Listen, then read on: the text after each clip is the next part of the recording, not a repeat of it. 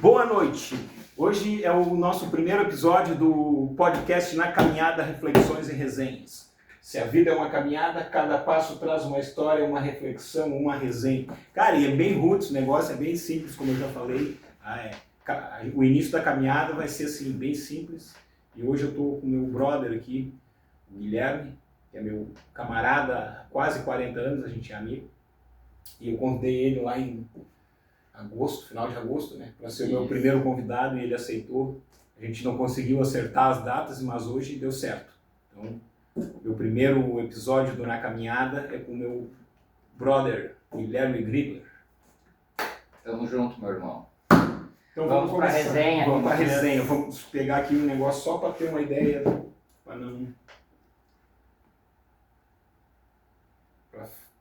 não fugir muito do roteiro, né? Cara, vai ter erro e não vai ter corte nos erros. A gente vai errar e vamos dar risada. Que nem é a vida. É isso aí. A vida não tem ensaio.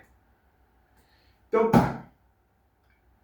Antes da profissão, ali fora do consultório, quem é o Guilherme Gribler? Wender, em primeiro lugar, boa noite, meu irmão. Boa noite. Agradeço demais o convite, né? Até então as nossas resenhas sempre foram fora das câmeras, né? As parcerias de churrascada, jogo do Grêmio, né? Nosso timão, que hoje eu vim em homenagem ao meu irmão Wendel Fardado, né? Então o Guilherme dos Anjos Gribler, antes, ele sempre foi um cara tranquilo, um cara apaixonado pelo Grêmio, pela profissão, pela família, pelos amigos. Cara que batalhou muito e batalha muito na vida, né? E tá sempre na caminhada, digamos assim, bem como o nome do programa. Show de bola. Quem não sabe, o Guilherme é meu amigo há quase 40 anos. Eu conheci ele, cara, ele tinha uns 4 anos, eu acho. Eu já tinha uns 12. Não vou entregar a minha idade, mas não dá nada. E eu era muito amigo do tio dele, e nós brincávamos. E eu ficava incomodando, né, deles, na né? volta, xaropeando. Incomodando. Tu imagina, 1987. Não tinha muita coisa para fazer, assim. A gente brincava na rua, né? Subia em casa, subia em árvore. Lembro que tinha aquele terreno baldio do lado da casa do teu avô ali, que nós... Um banhadão no inverno, nós... De noite, lanterna, caçando rã. Caçando rã, exatamente. Então, tem umas resenhas bacanas. Isso aí eu acho que não existe mais, né? Bem possível. Se tiver, é mais pro interior, isso, né? Aqui não. Aqui acredito que não mais, mas difícil. É verdade isso. Cara, e uma resenha assim, lembra de uma resenha assim que a gente deu risada? Olha, das diversas, eu lembro de uma muito engraçada, que foi num jogo do Grêmio. Sim, vai falar. Que nós estávamos indo para a arena e aí nós tínhamos estacionado um carro meio longe, né?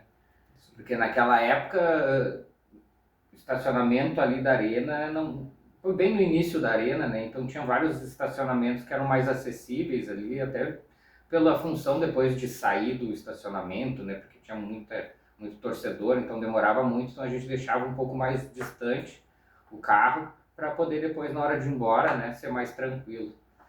E daí nós indo, tinha um senhor na nossa frente, cara, que ele foi conversar, acho que estava com os parentes, né, ou com o filho, e aí caiu a prótese da boca dele e deu uma picada no chão, e aí ele catou no ar, a gente se olhou aquilo ali. Eu acho que essa aí foi tu te lembra? Deu uma quicada e o velho parou no ar, a chapa já socou na boca. Já meteu na boca, seguiu, fui gritando e dá-lhe Grêmio, né? Essa foi boa, essa foi massa. Essa aí foi bacana.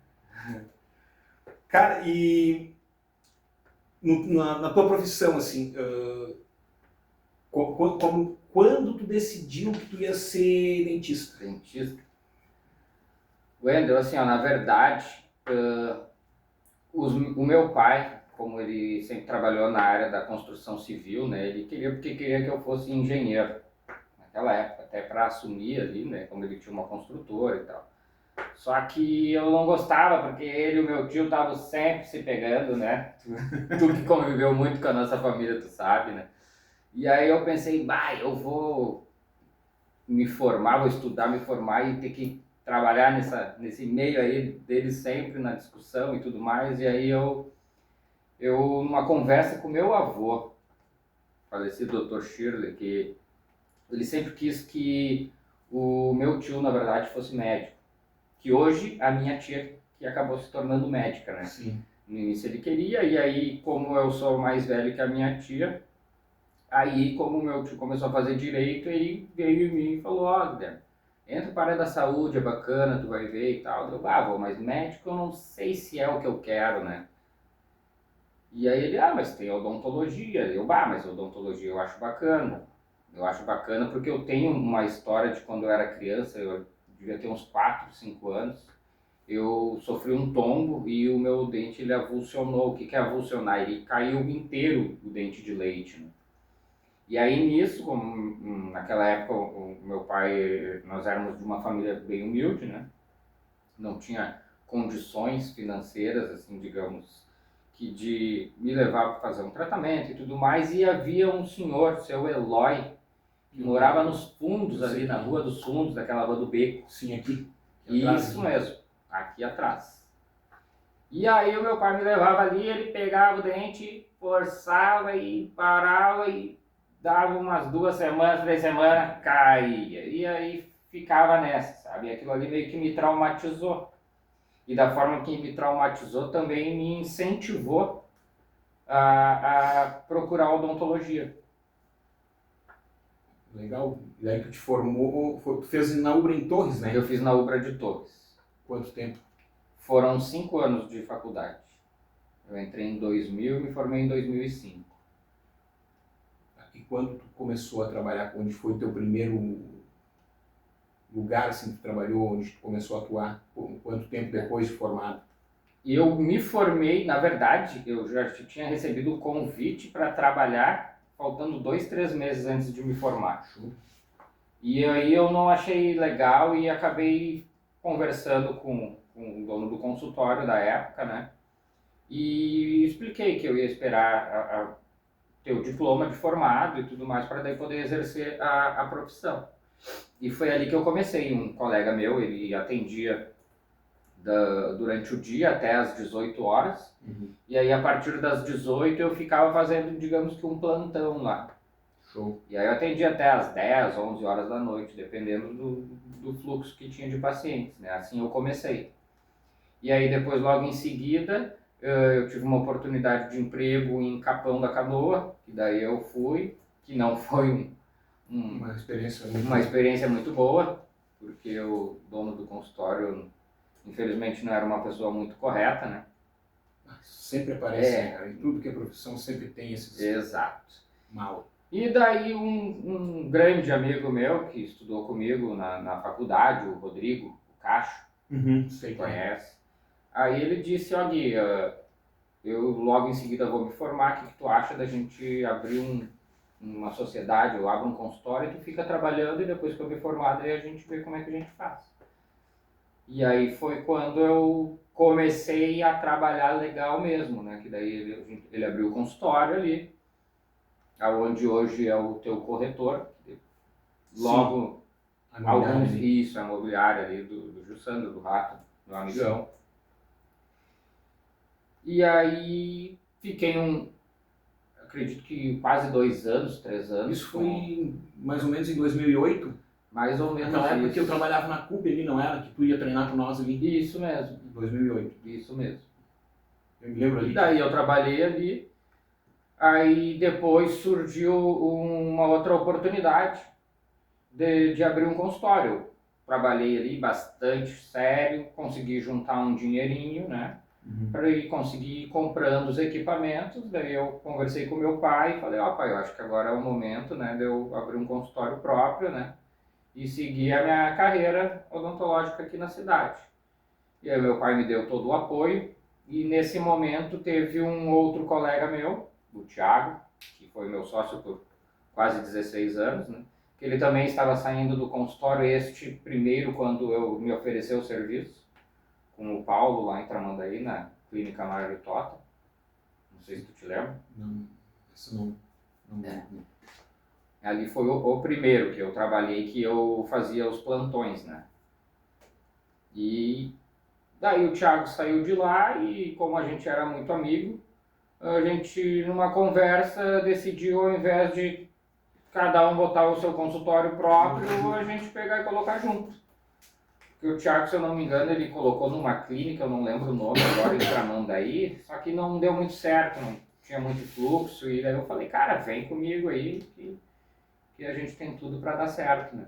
Daí a gente alugou uma casa ali do lado da Madeireira Carvalho, a antiga Madeireira Carvalho. Bem na frente onde hoje tem um dos anexos da Anexos, prefeitura, né? exatamente, tinha uma lembro. casa ali. Eu fui, me atendeu ali uma vez, Sim. uma ou duas vezes ali. Isso. Daí a gente alugou a casa, reformamos toda a casa, eu e o Thiago, com o auxílio do pai ali e tudo mais. E aí montamos ali a Odontopraias, nós fundamos ali a Odontopraias, que por cerca de 16 anos ela ficou funcionando normalmente. Tá, mas depois vocês vieram aqui para frente da Depois sinaleira o que ali, né? aconteceu? Eles precisaram, eles iam construir um que agora tem, né? Eles fizeram um prédio alto ali, umas salas comerciais maiores, e eles iam destruir aquela casa para poder construir esse prédio comercial. E aí nós acabamos alugando ao lado da pizzaria Mangiare, que hoje é do meu primo ali. Sim. Então ali a gente ficou mais em torno de 8, quase 10 anos com a clínica. Ficaram mais tempo ali do que lá na casa. Exato. Na verdade nós saímos lá da casa porque realmente eles pediram, né, que eles iam destruir a casa. E aí acabou dando tudo certo de alugar ali. E nós mantivemos a sociedade por um longo período ali também. Show de bola. Depois tu seguiu carreira solo. Isso. Aí depois é que nem um casamento, né? Sim. Às vezes o casamento não dá certo e aí a gente tem que procurar um novo caminho. E aí eu decidi que estava no momento de eu seguir a minha carreira solo. Eu já tinha o meu nome, já tenho o meu nome, graças a Deus, muito bem feito aqui na cidade. Muito bem conceituado. Digamos que muito bem conceituado, né? Trabalho sempre correto, honesto. Então eu acho que as pessoas que procuram, né, montar algo, ou fazer algo, ou construir algo que mantenha uma índole, né, tem um respeito, né? Uma coisa que eu sempre falo, a pessoa que senta ali na minha cadeira, eu chego e faço uma analogia. Se fosse eu sentado ali, sim. Perfeito, né, cara? O que tu iria querer fazer, como tu iria querer fazer. Então, com meus pacientes, eu procuro ter esse pensamento, porque assim, as pessoas gostam de ser bem atendidas, né? Em qualquer coisa. Qualquer área. Qualquer área que tu vai né? Tu vai comprar um pão na padaria, a pessoa que vai te atender ali quer que te atenda bem, né, cara? Exato. E é uma coisa que eu sempre digo, cara, no meu trabalho. Algumas pessoas não têm respeito pelo trabalho dos outros. Eu sempre digo, cara, uma das coisas que eu mais prezo é o respeito pelo meu trabalho, porque eu respeito todo mundo. Quando eu vou em qualquer lugar, eu sempre trato as pessoas com respeito, então eu espero isso. Espera pelo menos o igual, né? Cara? Então, algumas pessoas não têm essa noção, acho, de que aquilo ali é um trabalho, não é uma brincadeira. Tu não tá brincando. Tem pessoas que têm um orgulho, um ego maior acima do respeito, né? E aí acaba... Até porque, assim, né, cara, ali tu tá vendendo o tempo da tua vida, né? Exatamente. O teu trabalho, tu tá vendendo o tempo da tua vida. É que nem eu comento com muitas pessoas que me perguntam, tá, o que tu mais faz? O que eu mais faço é ser dentista, porque eu passo mais tempo dentro do meu consultório atendendo as pessoas, né, os meus pacientes, do que com a minha própria esposa, com a minha filha, com a minha família. Então, eu dedico em torno de 10 a 12 horas por dia, de segunda a sexta, para os meus pacientes. Isso aí. E aí, tanto que muitas vezes a gente tem que fazer uma urgência no final de semana e às vezes a gente tem compromissos com a nossa família que não tem como, né, fazer o atendimento, o procedimento. E aí eu acabo indicando os colegas que graças a Deus eu me dou muito bem com meus colegas de profissão, não digo que diariamente, porque quando necessita e eu não estou ali, ou quando eu não tenho horário, precisa de uma urgência ou emergência, eu passo o contato deles, porque o paciente ali, às vezes, ele precisa ser atendido naquele momento. E como eu trabalho com agenda, com hora marcada, então às vezes fica complicado. Se a gente não pode atender no final do dia, eu acabo repassando para os colegas. Legal isso aí, porque é uma coisa que a gente precisa, né, do nosso trabalho, a gente precisa pagar os boletos, né? E chega, né, todo mês, não tem mês que não falha. Se tem algo que não falha, é o boleto e o dia certo de cobrança, né?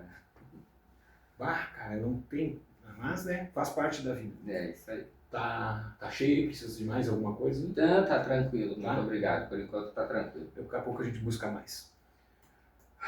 Então vamos lá. Fala um pouco da infância.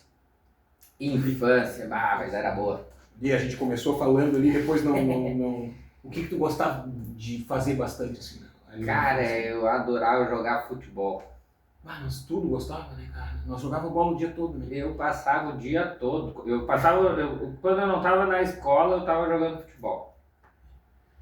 Isso aí era clássico. Nós também jogava bola em tudo que era lugar. E uma coisa que ficou muito marcante na minha infância, por quê? Porque quando a gente é fominha, a gente quer jogar na linha, né? Sim. Sempre na linha. Eu, por exemplo, sempre joguei na linha, mas com certeza tu deve saber, mas a grande maioria não. O meu tio Marcelo, ele foi um dos meus maiores incentivadores. Por quê? Porque tinha a casa ao lado da casa da minha avó, que a área era o formato de uma goleira, Sim, tu te lembra? Claro. E aí, o que a gente fazia quando não tinha um jogo ou coisa assim? Ia lá o meu tio ficar chutando a gol e eu lá de goleiro, e depois trocava. Tanto que eu tinha roupa de goleiro de jogador de futebol. Mas era só ali com ele e com meu primo. Depois que o meu primo foi crescendo, o Cassiano, né, a gente fazia isso daí também. Mas quando jogava futebol sério, de jeito nenhum eu queria ser goleiro. Eu queria ser o chato aquele pra fazer bastante gol, né? Pô, cara, lembra que tinha uma casa na frente da casa da tua avó ali, do teu avô ali? Tinha um gramadinho. Sim, perfeito, um veranista, né? Cara, uma vez, chuvarada e nós brincando de bota de borracha na rua. Vamos jogar bola, jogamos de bota de borracha naquele gramadinho. Ai, dele saber, né? Bota de borracha 7 léguas aquela, né, cara? Pô, cara, e nós... se carneava, né, cara? Não tinha essa de... E naquela época, Wendel, era pau comia, como eles diziam, dava briga, terminou a briga, apertava a mão e tá resolvido, né? Sem mágoas. Sem mágoas, não ficava nada. O cara, nós jogando ali com a chuvarada, e daí, cara, daí tinha essas janelas assim com persiana, igual essa aqui assim. Tava os estouros da bola batendo. Pô, cara, e daí o Marcelo, cara, deu-lhe um bicudão assim, cara, ela foi assim e bateu na folha e bateu, e só a gente estourando o vidro, estourando. O cara depois deve ter chegado, como é que estourou meu vidro, né, cara? Foi um temporal feio, né? Tá louco, né, cara? E nós, é verdade. Só lamento, né, cara, mas... E essa época era bom porque se não tinha jogo no campinho da esquina, tinha no da outra quadra, ou tinha no da... Sempre, né, cara? Sapiranga, ou da São Luís, ou dali da própria... Um campinho que na nossa infância ali, principalmente na minha, era muito famoso, era atrás onde hoje é a Câmara, né? Sim, tinha um campinho que era da esquina ali da minha casa, ali. Sim. Da Erval. Pô, cara, mas tu devia ter... Na própria Câmara ali tinha 3 ou 4 anos ali. De vôlei, ali, eu acho. Onde tem um ginásio ali na frente da igreja. Claro. Todo domingo de manhã tinha uns campeonatos ali, os caras faziam... Era o campo de areia com goleiro e galera, assim, a gente dava uns jogos ali direto. Mas jogo do meu pai jogando ali quando era criança. Ali era jogo assim, né, na época dava briga, os caras se pegavam e, né, não tinha policiamento, não tinha nada, resolvia ali, resolvia na parceria, como na parceria, né? Depois estava tudo se abraçando. Exato. E assim, voltando ali para tua carreira, qual assim, a história mais marcante, assim, o momento mais marcante assim, do teu trabalho na Da minha profissão, odontologia? Olha, para mim, hoje o mais marcante, na verdade, foi assim, há 3 anos atrás, quando eu realmente decidi que era o meu momento de seguir, de buscar o meu caminho, de abrir o meu próprio consultório. Faz 3 anos. Faz 3 anos que eu coloquei o Guilherme Gribler Odontologia Estética, né? Fez agora, dia 4 de fevereiro. Ah, um pouquinho tempo. 3 anos. Uma semana. Eu já estou formado há 20 anos, né? Esse ano faz 21 anos de formação. Ah, igual eu também, me formei em 2004, 2, aí a formatura foi em 22 anos vai fazer, né? Uhum. Que eu me formei. Então, eu diria que hoje, né, porque durante a minha caminhada na odontologia tiveram vários momentos marcantes, desde o meu primeiro emprego, depois de um primeiro consultório, depois a primeira clínica, e aí agora veio o meu consultório próprio mesmo, e as especializações, os cursos, então tem muitas etapas assim, muitas fases marcantes na minha profissão. E a gente vai melhorando, né? A gente vai aprendendo, né, Guilherme? Todo, assim, eu tenho como a minha experiência tanto na escola quanto nas academias, assim, vai aprendendo todo dia, né, cara? E é igual que agora a gente está conversando aqui. Hoje vai, né?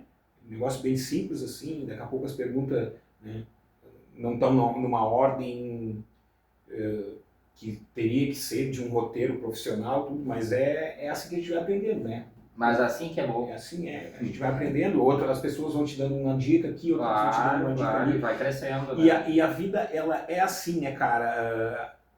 Enquanto a gente tem a consciência que a gente não sabe tudo e nunca vai saber tudo, a gente aprende. E a gente tem que ter essa humildade de querer aprender sempre, né, cara? Exatamente. Porque não adianta, cara. A vida é uma caminhada. Quem estaciona... E é isso aí. Hoje em dia, quem estaciona tá... Em qualquer profissão, né, cara? Tu tem que estar conversando com as pessoas, tu tem que estar trocando uma ideia sobre aquele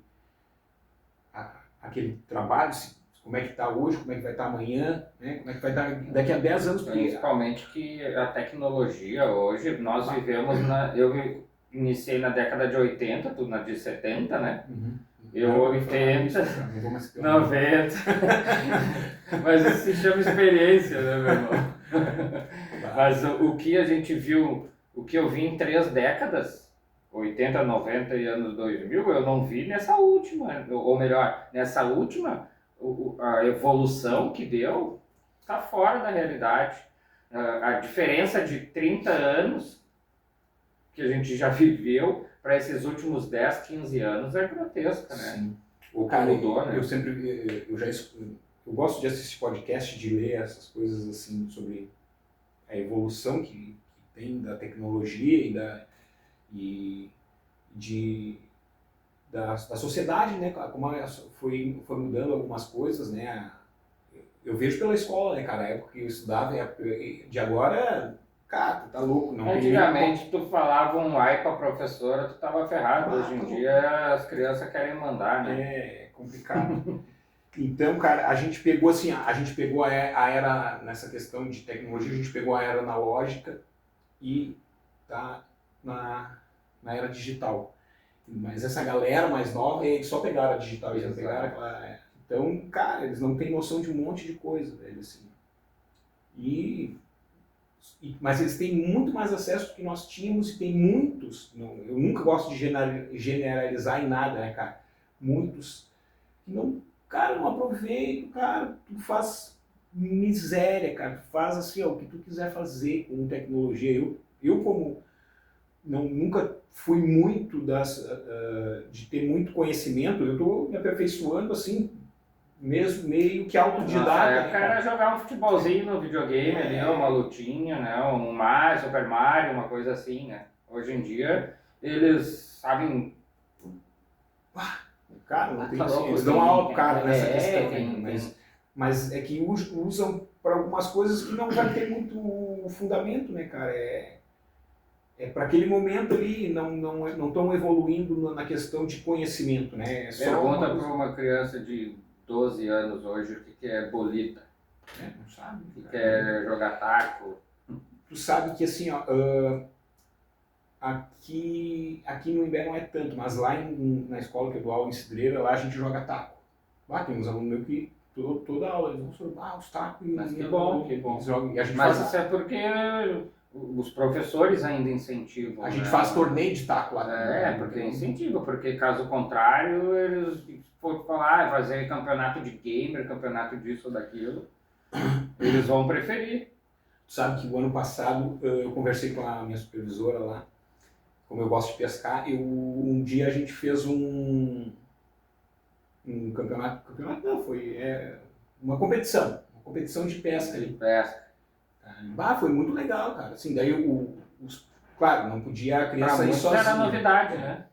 A criança não podia ir sozinha, ela tinha que estar com um responsável em função de chumbada, anzol, se machucar. Cara, foi muito mais. A gente deu pé quente que no dia, cara, o mar tava top, assim.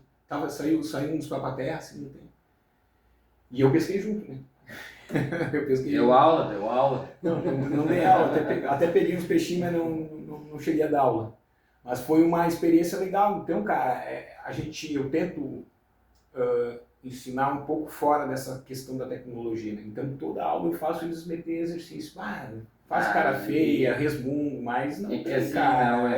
Eles saúde, não sabem o quanto isso é importante, né? Saúde, mas depois, quando eles forem um pouquinho mais velhos, tiverem filhos, netos, eles vão lembrar, né, de que teve ainda alguém que ensinou a ter um padrão ainda normal, digamos assim, né, não só para esse lado da tecnologia, né?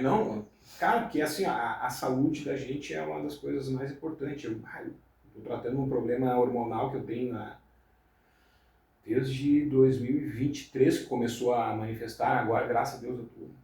Então, assim, ali tu começa a ver, cara, que se tu não cuidar da tua saúde, cara, tá louco, meu. Então, assim, aí é só ladeira abaixo. É só ladeira abaixo. E ainda mais o cara, né, 50 mais, né, cara, ele começa a sentir o peso, assim. Mas eu corro bastante, eu faço uns exercícios, já tô quase 100%.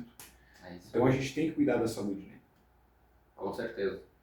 Cara, e aproveitar, né? Se tu não tem saúde, tu não aproveita. Não. Eu quero, né? Se Deus me conceder muitos anos de vida, eu quero envelhecer com saúde. Tem muitos títulos do Grêmio ainda que a gente tem que Deus quiser.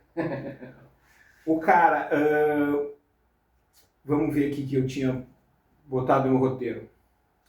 Um caso engraçado no teu consultório. A gente já contou do velho que perdeu a chapa lá.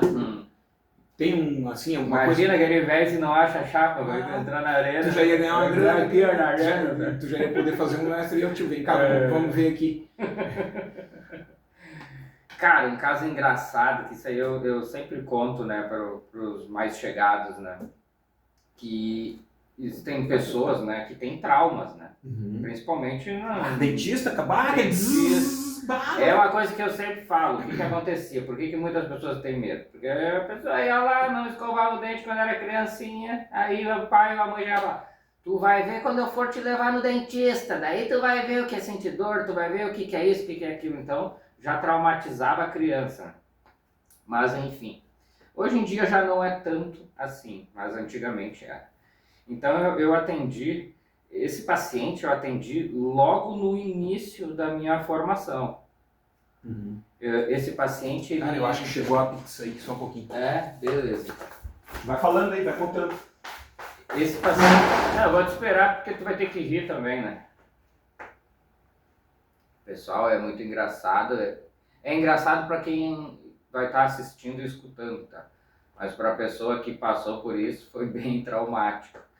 Ela tinha um medo assim, ó, de dentista, que ela chegou a um ponto de que os dentes dela já não tinham mais o que ser feitos.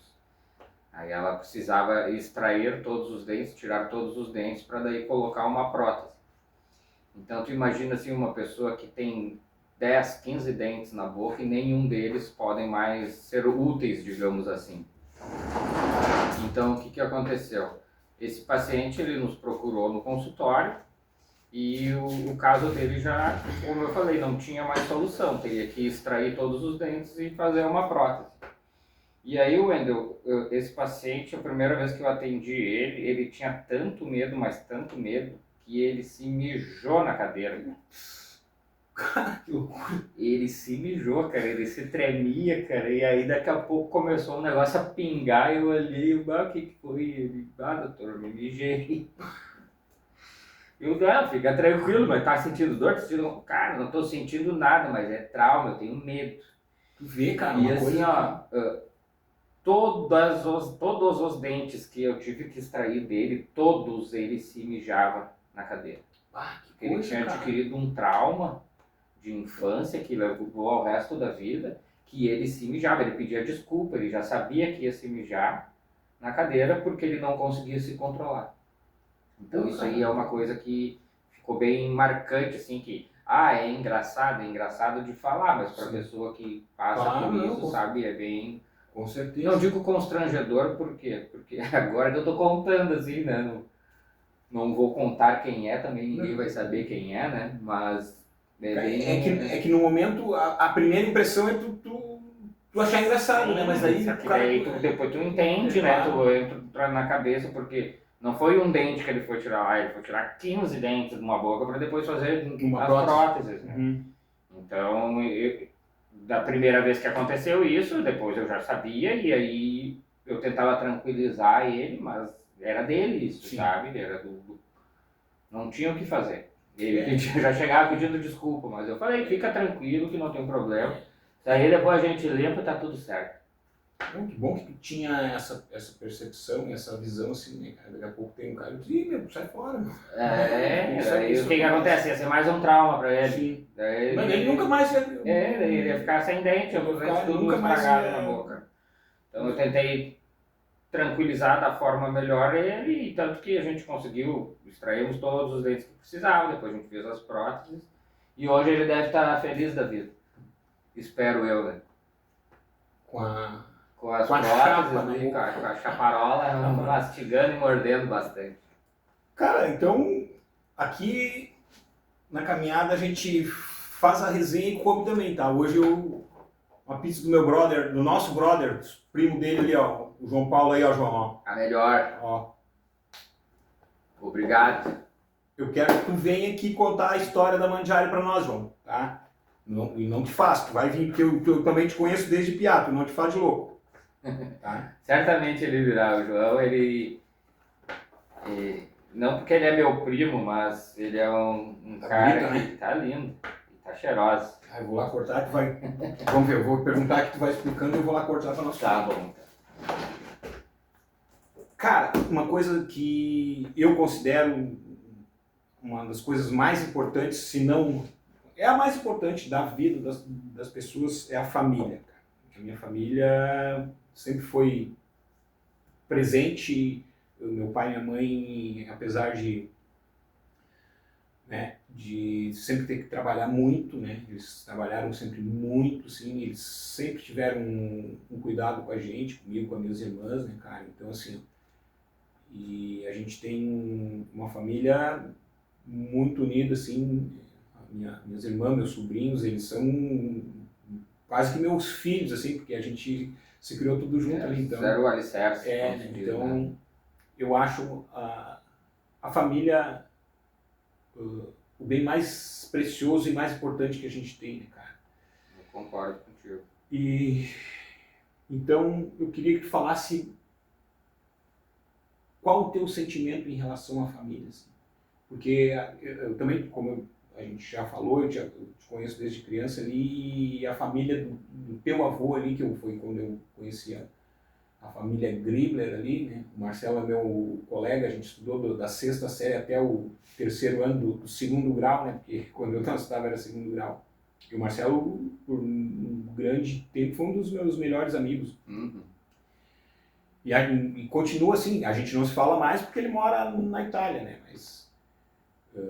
então, assim, eu tenho um carinho muito grande pela tua família e eu admirava muito o seu Albino, né? Então, eu via os valores dele, era um homem correto, trabalhador, então assim, eu acho que tu foi na mesma linha, assim, então eu queria que tu falasse um pouco da tua família. Cara, assim, ó, o meu avô, eu era apaixonado pelo meu avô, né? O que o meu avô fazia por mim era... Pô, ele vai contando a história, eu vou ali cortar, você já volta, tá? Aqui, cara, não tem corte, não tem, raiz. O meu avô, então, assim, ó,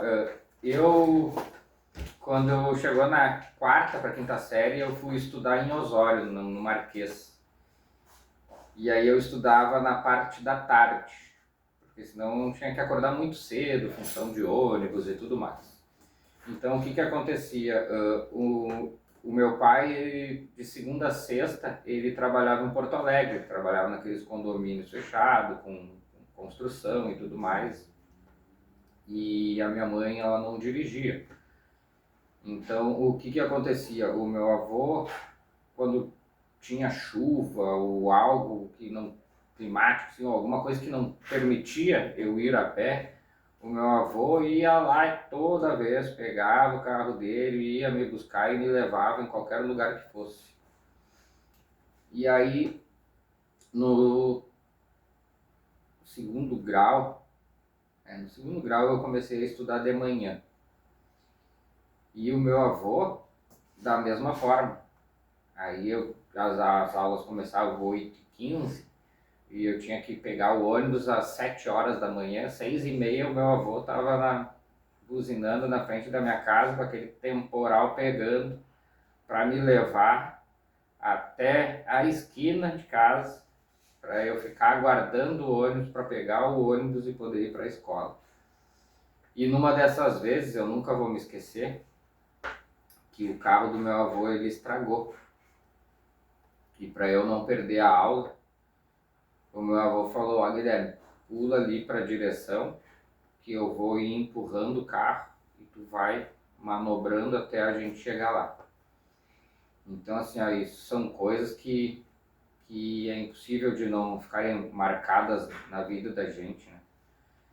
Sem falar tudo que o meu avô sempre procurou proporcionar. Primeira vez que eu fui pescar foi com o meu avô. O meu avô e a minha avó, eles pescavam direto ali na ponte, sardinha, e eu estava sempre junto com eles. O meu avô me levava, não tinha nem clareado o dia para ir pescar na beira da praia, pescar papaterra. Eu ia com ele, que nem o Wendel comentou, do lado da casa do meu avô tinha um terreno baldio. E aí ali no inverno, o que tinha de rã era fora da realidade. Aí o meu avô chegava e falava: ó, Guilherme, bota um saco nas costas aqui, ó, que agora nós vamos lá caçar rã. E a gente passava 2, 3 horas na madrugada ali caçando rã. Então, assim, ó, essa história do meu avô, desde ele ser o pilar da família até tudo o que ele fez e a forma que ele me tratava e me protegia, então ele foi, com certeza, né, uma das pessoas mais importantes da minha vida.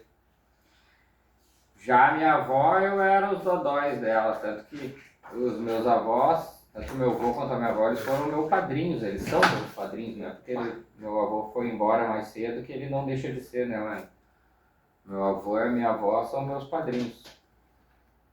Então, eu tenho o maior orgulho de falar isso, né? De dizer que eles foram essenciais no meu crescimento pessoal e são até hoje, né? Infelizmente o meu avô partiu muito cedo, né, mano?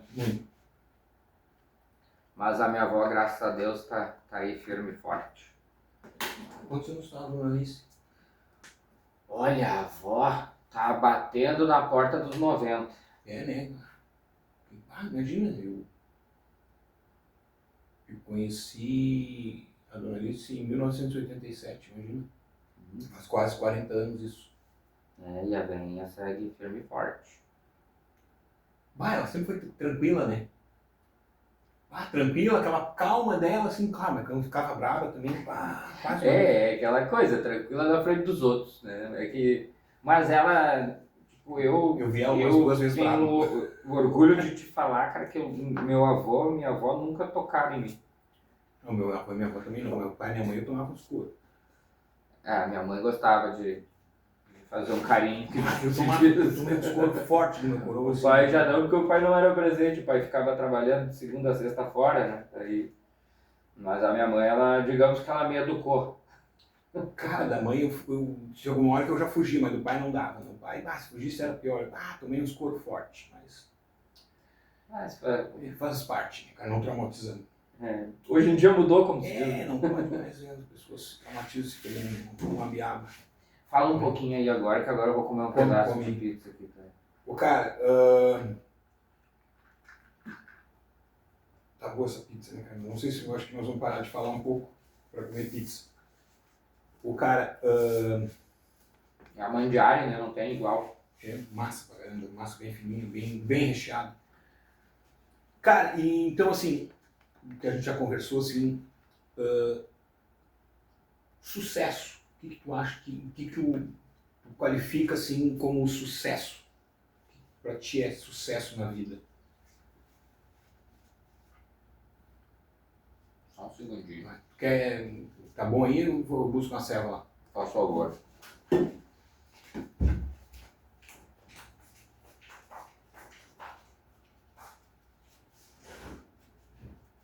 Bom, sucesso, vamos lá.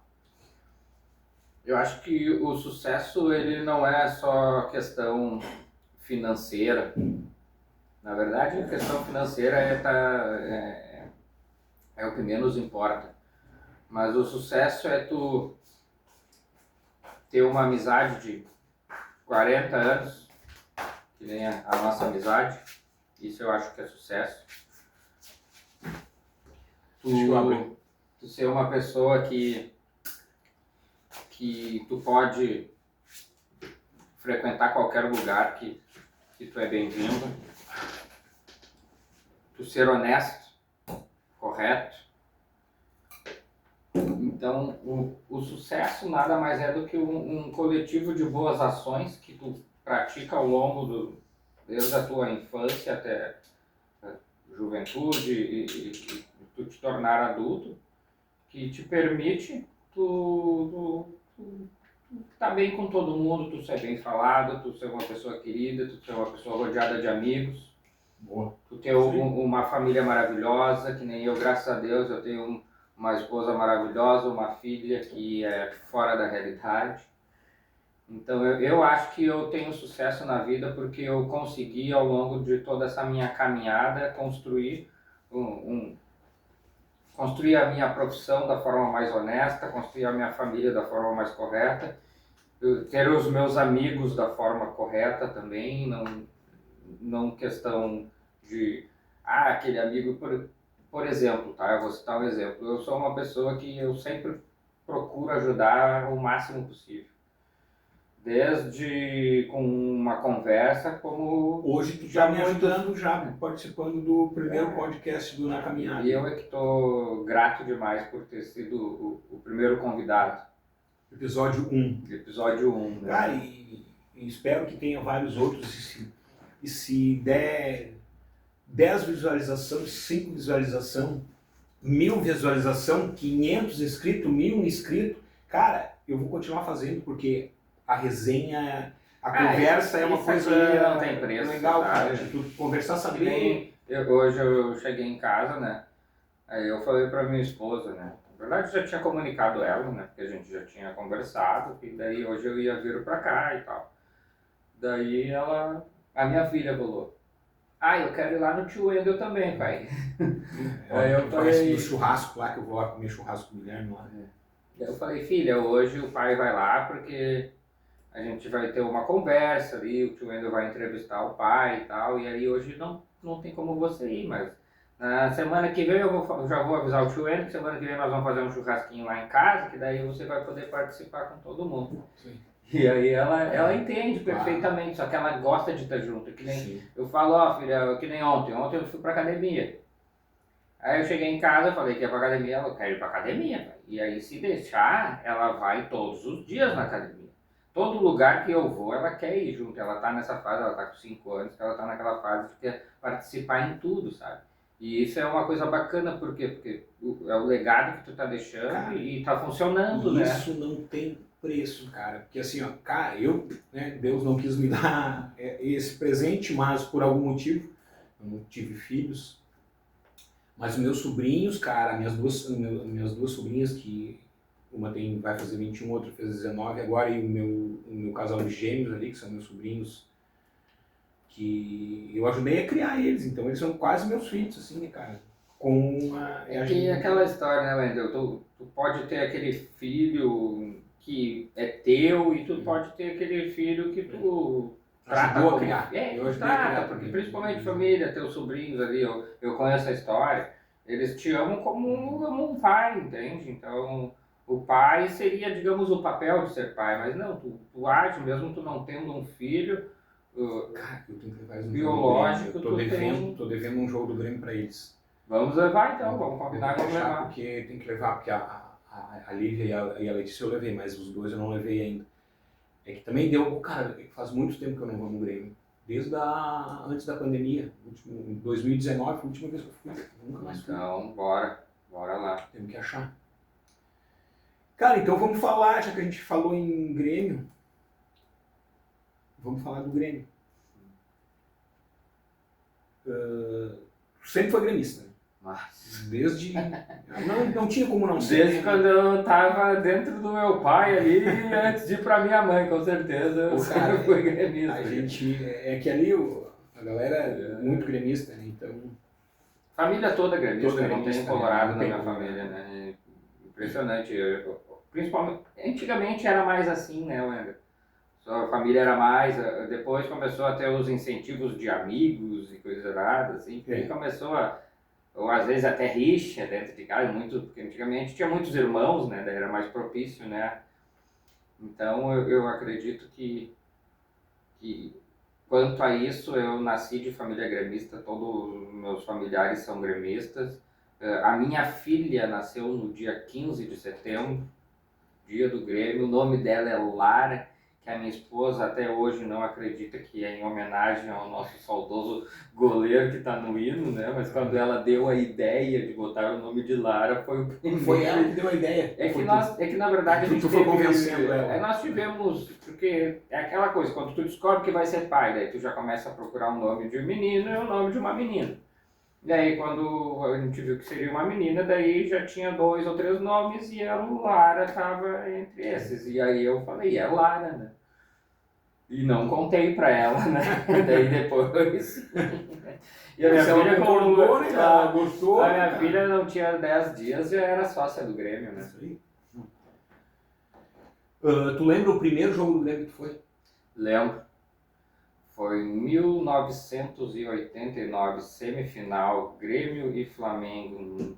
6-1. 6-1. Não tem como esquecer isso, né? Cara, eu lembro assim, ó. O primeiro jogo lá no Rio. Agora eu vou entrar na minha área, agora eu manjo. E muito. Agora é minha vez de comer, tá?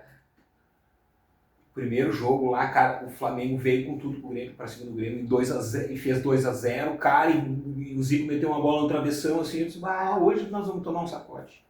Cara, vamos tomar um sacode e vamos sair. Se nós se terminar 2-0, nós estamos grande. Cara, e o Flamengo, pressão. Daqui a pouco o Grêmio conseguiu deixar o jogo tranquilo. Daí no final do primeiro tempo fez um gol, acho que foi o Paulo Egídio. Paulo Egídio, desculpa te interromper, mas o Paulo Egídio eu era fãzaço dele, porque era aquele baixinho, troncadinho, e botava, eu olhava ele, eu vi o Maradona jogando. Vou te contar uma história mais além. Depois acho que o Luiz Eduardo empatou no segundo tempo, daí foi 2-2, então aqui, como tinha o saldo qualificado, 0-0 é nosso. O Grêmio meteu 6-1. Foi esse o primeiro jogo que foi. Foi esse. Cara, então, falando no Paulo Egídio, no verão, isso foi em 89, no verão de 90, eu trabalhava no Hotel Beira-Mar ali no verão. Trabalhei 3 verões eu trabalhei. E sempre vinha jogador do Grêmio. Cara, e daqui a pouco no carnaval, Paulo Egídio e alfinete ali.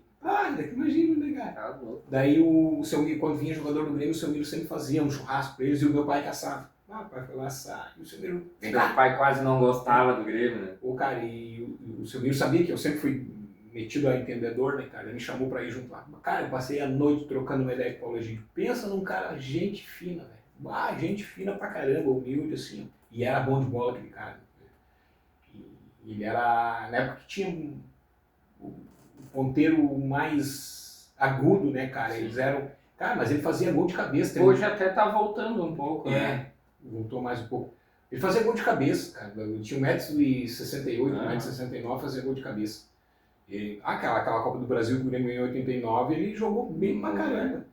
Tanto, cara, que em 1990, na primeira convocação do Falcão, que o Brasil perdeu a Copa para a Argentina, e daí saiu o Lazzaroni e entrou o Falcão. A primeira convocação ele convocou o Paulo Egídio. E o Paulo Egídio chegou a jogar, acho que foi contra a Espanha, o primeiro jogo do Brasil. Brasil-Espanha. O Brasil tomou ele no sapeco da Espanha 3-0. Ah, esse teu dom aí é fora da realidade, eu sempre te falei, né? Como é que tu consegue lembrar de tudo isso, cara? Eu consigo. Futebol, assim... Eu tenho sou uma apaixonado, mas eu não tenho essa... Desculpa falar com boca cheia. O primeiro jogo que eu fui foi em 1982, Grêmio e Grêmio Maringá, era campeonato brasileiro, aquele campeonato brasileiro tinha 40 e poucos times. O Grêmio ganhou de 4-1. Que tinham chaves, grupos? É, isso aí. E o Grêmio jogou de branco, cara. Eu tenho aquela memória, assim, eu tinha 7 para 8 anos. E o Grêmio jogou de branco. Porque naquela época, o time da casa era tipo, né? O time da casa jogava com a camisa reserva. Porque o Grêmio Maringá era branco e preto, tipo a camisa do Atlético Mineiro. Linha Era o acerto de cavalheiros. vertical, né? preto e branco. E o Grêmio ganhou de 4-1, saiu perdendo. E o Baltazar, cara, eu era fanzaço do Baltazar, né, cara? Porque o Baltazar, pra mim, jogador bom era o que fazia gol. Tipo assim, daí tinha os caras que jogavam na defesa. Ainda mais decisivo, né?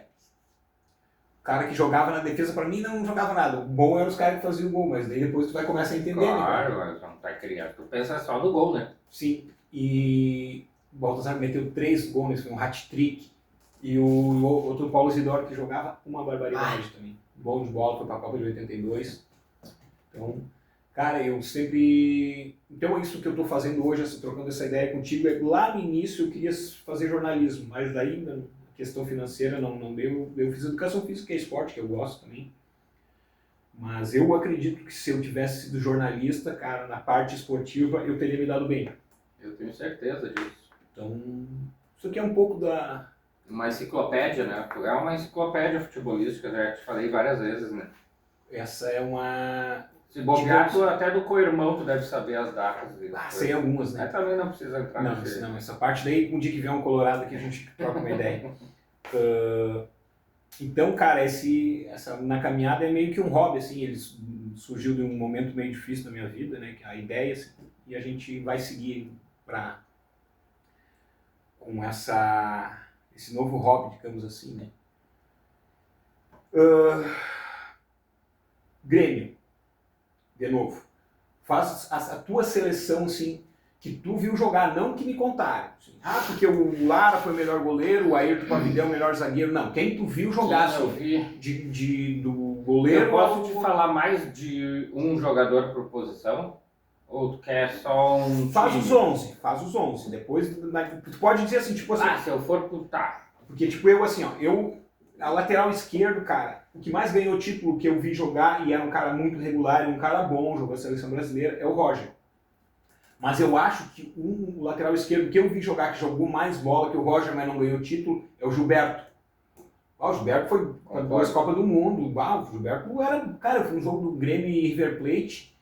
O Grêmio meteu 4-0 no River Plate na Libertadores de 2002. Cara, esse Gilberto que jogou de bola nesse jogo, velho. Tá louco, meu.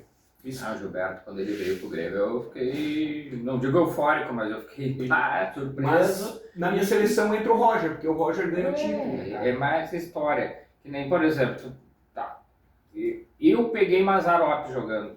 Eu também. Peguei Darley jogando. Peguei Marcelo Groi.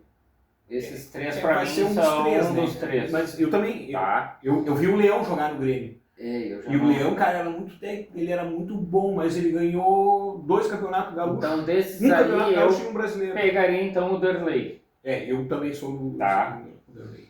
Vamos lá, zagueiro. Quem viu Rivarola, Jeromel, Jeromel mais recente, o próprio Cânio, Adilson, Adilson, Mauro Galvão. Mauro Galvão.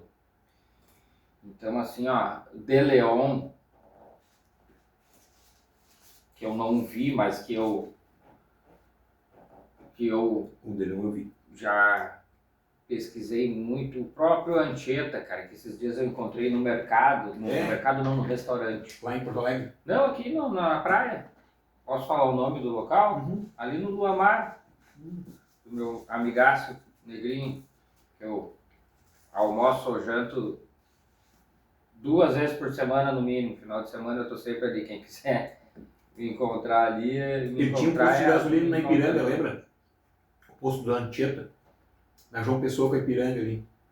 Eu acho que é João Pessoa. Sempre que nós ia pro Olímpico, passava na frente daquele. Por muitos anos ele teve um posto de gasolina. Lateral, o Arce, eu era apaixonado pelo Arce. O que ele cobrava de falta e o comprometimento. Eu vou te falar a minha seleção do Grêmio e daí tu me situa mais ou menos Tá. a minha. Darley, goleiro. Lateral direito, Arce. Zagueiro, Jeromel de Leon. Lateral esquerdo, o Roger, né? Mas poderia ser o Gilberto, como eu falei. Dinho. Volante, Dinho. Cara, fã do Dinho. Eu vou montar num 4-3-3, tá? Que é o Dinho. Meia pela direita, o Valdo. Cara, o Valdo. Cara, Eu cheguei a pegar um pouco do Valdo e era. Bola, cara. O Valdo sabia. Cara, ele fazia várias funções. Ele sabia marcar, ele sabia sair pro jogo. Tanto que no Grêmio campeão gaúcho de 85, ele jogava pela esquerda, meio ponta, um falso ponta. Né? E era um cara que depois foi para a seleção, jogou no Paris Saint-Germain, no Benfica, jogou até os 40 e poucos anos, porque, cara, ele corria muito, velho. Valdo. Cara, meia atacante ali. A galera não vai gostar muito, mas o cara que mais jogou, que eu vi jogar no Grêmio, foi o Ronaldinho. Cara, a gente tem ranço dele, porque ele fez toda aquela... Melhor jogador que eu vi jogar no mundo até hoje. Pô, cara, não tem. Ele... Melhor jogador do mundo. Eu sou um gremista fanático, tu sabe disso. Mas eu não sou aquele gremista que... Eu fui no Olímpico lá, eu tinha as notas lá do pilantra. Eu meti pau nele e xinguei, fiz de tudo. Eu assisti, eu tava naquele jogo. Aquele jogo foi, olha, um dos jogos mais marcantes. Por toda aquela história, né? Sim. De voltar e ir pro Flamengo. A galera ficou de cara ali, né? Todo mundo ficou de cara. Ali o coração do gremista machuca, sabe? Porque tu sabe que todo o histórico do jogador, né? E voltar para casa, ele poderia nos dar muito mais, né? Do que ter ido para um outro time, então. Mas eu, até hoje, ao meu ver, o que eu vi jogar melhor, Ronaldinho Gaúcho. Eu peguei um pouco do Maradona, eu acho que o Maradona era fora de série. Mas mais da minha faixa etária, Ronaldo Nazário também foi um cara que dispensa comentários, né? E a história dele, o que ele sofreu. Sim, o cara foi um guerreiro, né, cara? Então, assim, ó, e um cara que na mídia muito não fala, que é o Rivaldo, que eu acho que... Tá louco, cara. O Rivaldo era muito bom. Foi o melhor do mundo, né, cara? O cara que fazia mais gol de bicicleta que eu vi jogar foi o Rivaldo.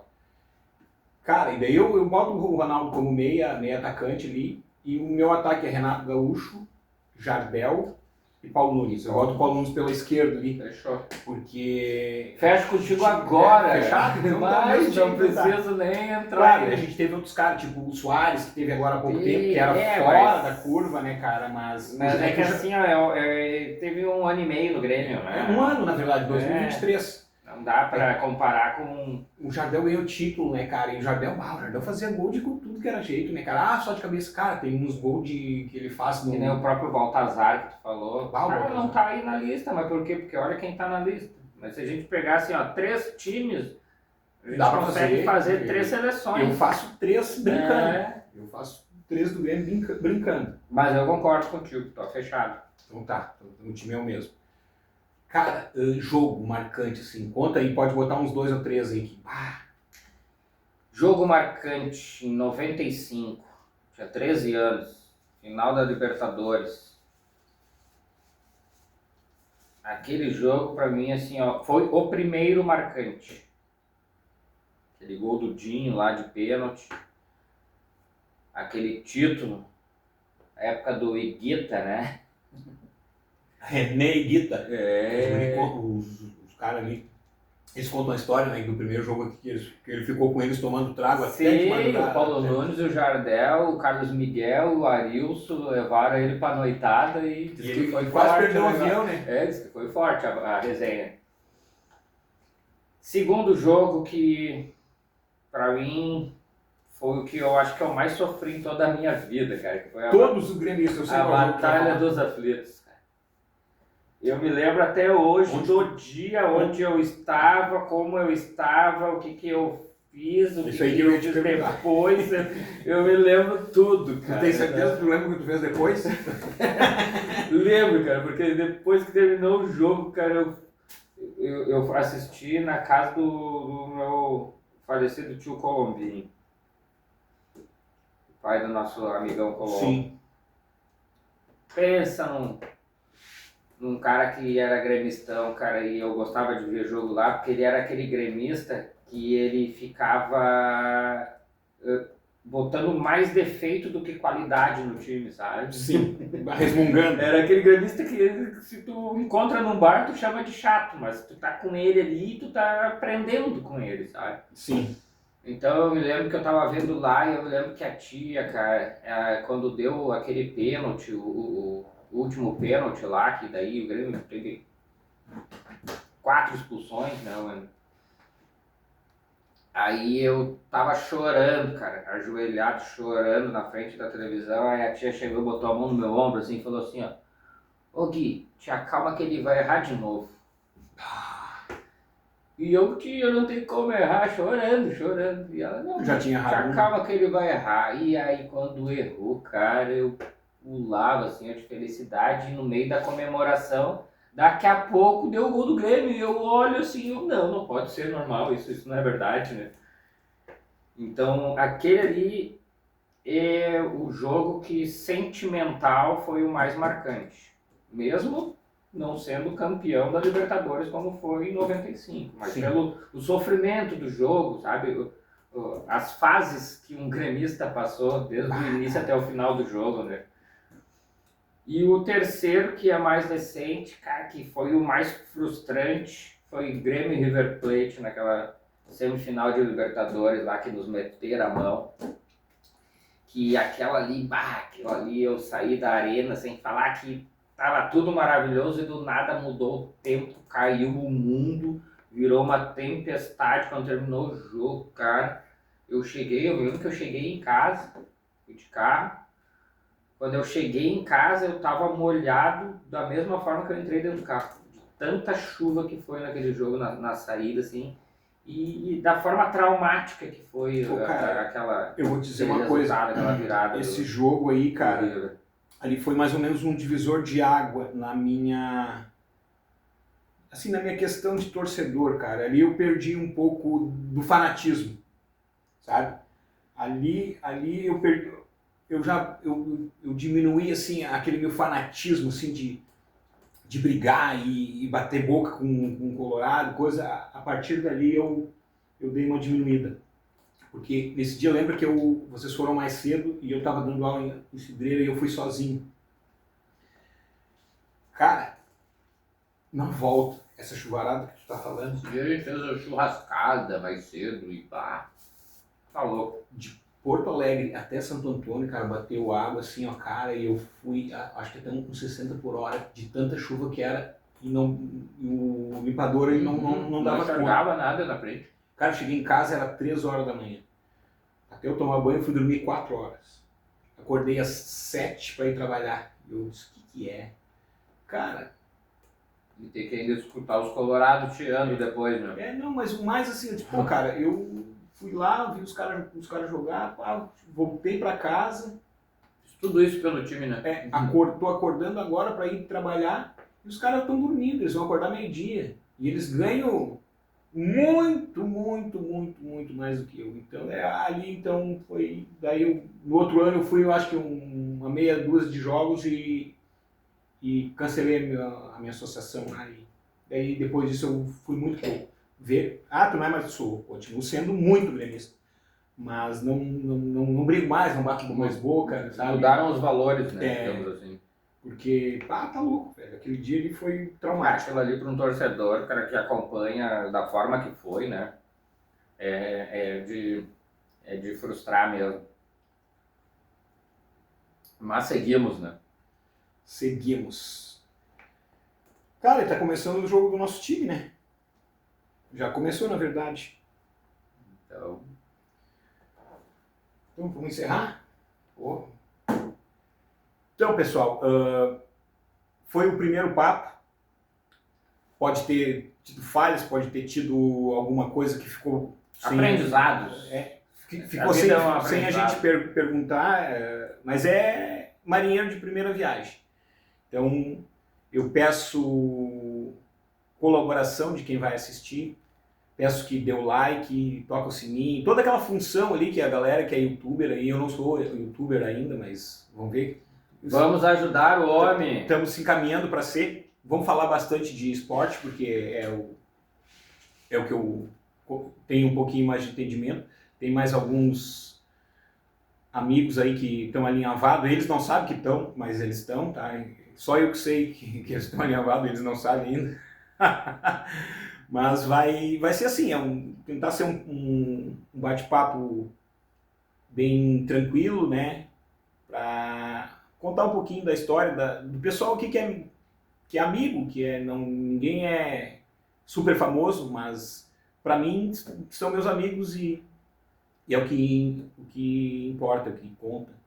Se um dia der a chance de alguém famoso poder vir aqui, a gente vai conversar também, né? Mas para mim o Guilherme é um cara, meu amigão, para mim ele é famoso. Tá? Obrigado, então, meu irmão. Eu quero agradecer quem assiste, como eu falei lá, dá o like, curte, comenta, compartilha, eu acho que é isso, né? É isso aí. Isso aí, né? E não tem edição, aqui o que eu gravei aqui, o que aconteceu, eu vou botar para rodar e é isso aí. Porque a caminhada é assim, começa simples e se for a vontade de Deus e a coisa vai andando e daqui a pouco a gente está até desbancando o flow aí, né, cara? O Igor que se cuide. É que nem aquela história, né? Quem não... Eu tenho uma vaquinha lá do fulano de tal. Cara, se tu não pode ajudar financeiramente, mas vai lá, divulga ela, né? Isso aí, galera. E vai repassando. Daqui a pouco tem um amigo teu que gosta e não sabe. Então, se tu puder dar uma divulgada aí, vamos ajudar o nosso amigo Wendel, que o foguete ele só sobe. Obrigado, galera. Beijo no coração de vocês. Grande pra abraço. lembrar lá, ó. Se a leve. vida é uma caminhada, cada passo traz uma história, uma reflexão, uma resenha. Certo, galera? Beijo no coração, fiquem com Deus e até a próxima. Não sei quando é que vai ser, talvez semana que vem, daqui a 2 semanas. Vai depender da boa vontade dos entrevistados. Certo? Heitor, Falando. boa noite, um abração para todos aí.